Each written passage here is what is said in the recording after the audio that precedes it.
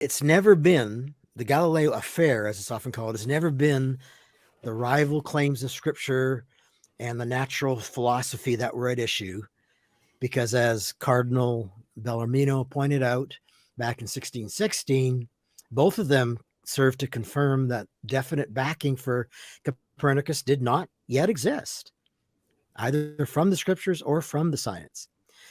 Nor even in the final reckoning was it an argument about whether the sun moved or the earth moved. Something much more seismic was going on in the political realm here. Galileo had been put on trial as Catholic fortunes amid the killing fields of Germany appeared in desperate straits. That's the way that John Dickson, author of Bullies and Saints.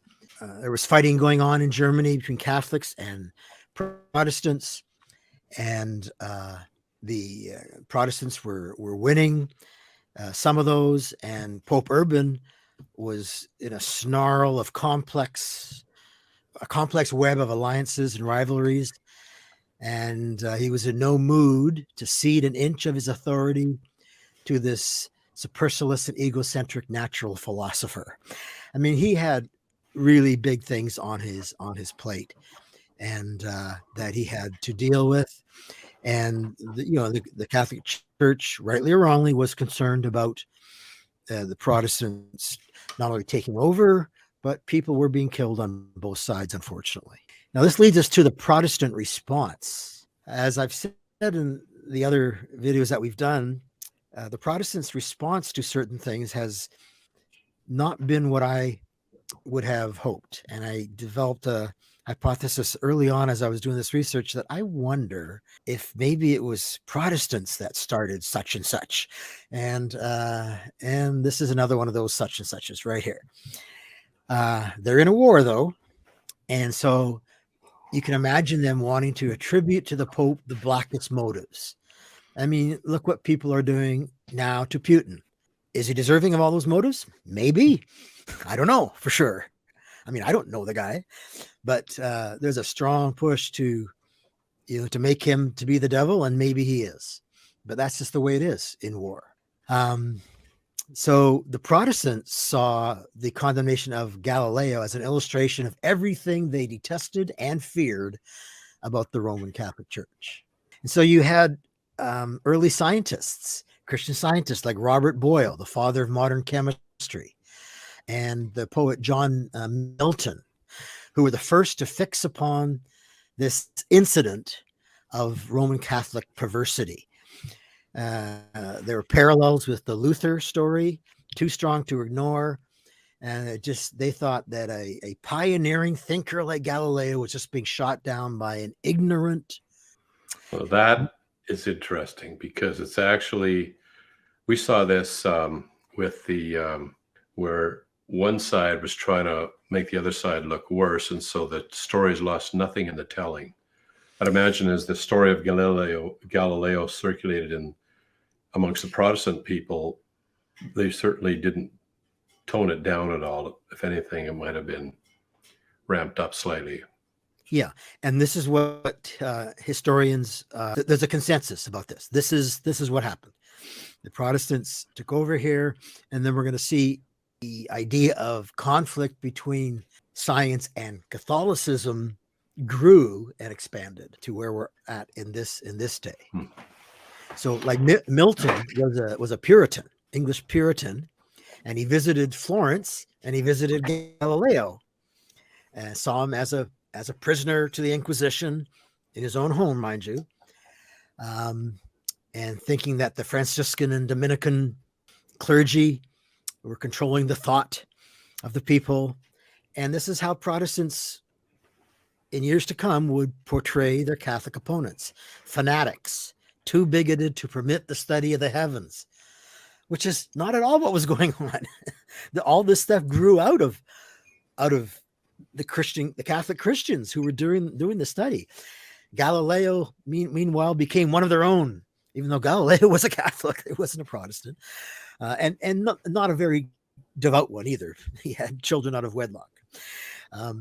A martyr to superstition, they painted Galileo at. He was a Titan The noblest tradition of Luther, he had dispelled with the brilliance, or they had dispelled with the brilliance of his discoveries with the murk of popery and Aristotle. No, were the Protestants actually looking at the discoveries that Galileo made and saying he was accurate at the time, and they were saying that at the time, or is this like hindsight? Let's take advantage of this mistake that was made by the Catholic Church. You have to distinguish between the Protestant scientists and just the Protestants in general, who were maybe leaders in the Reformation. Protestant scientists and Catholic scientists, they all knew what the facts were, and they shared the facts with each other. And in fact, the next sentence I was going to read said, the natural philosophers knew better. They knew themselves as Christians bonded together in a single common endeavor. So that actually is the answer to your question for the scientific or natural philosophy community.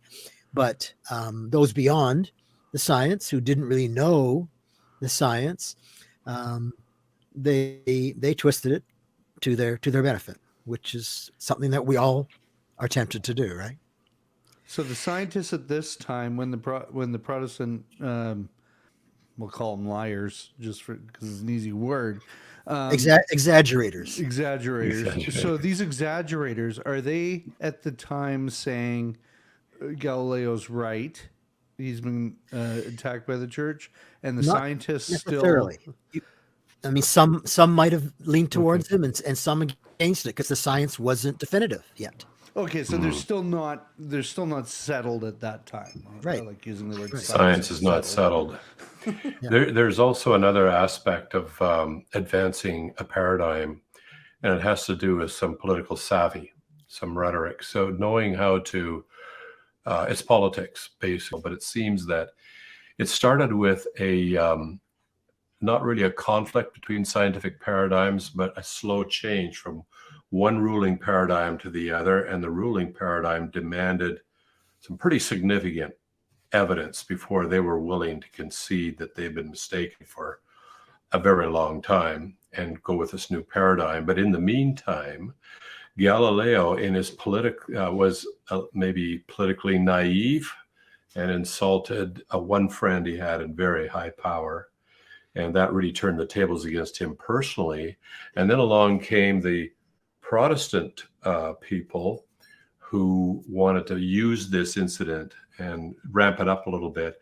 And despite the fact we might think, oh, it was probably the atheists that started this, that really fueled this, what you're suggesting is maybe it was actually the Protestants who took this and ran with it and got the thing, gave it some momentum. Initially. And then later on, initially. And then later on, it was maybe the people who today endorse scientism, or the materialists, who then pick this ball up and run with it.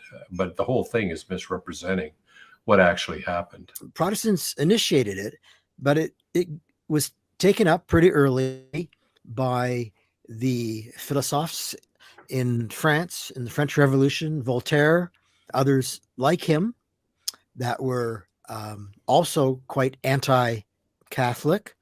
And then it got spread slowly to other parts of Christianity as well. So it began with the Protestants attacking the Catholics, and then the philosophes attacking the Catholics as well.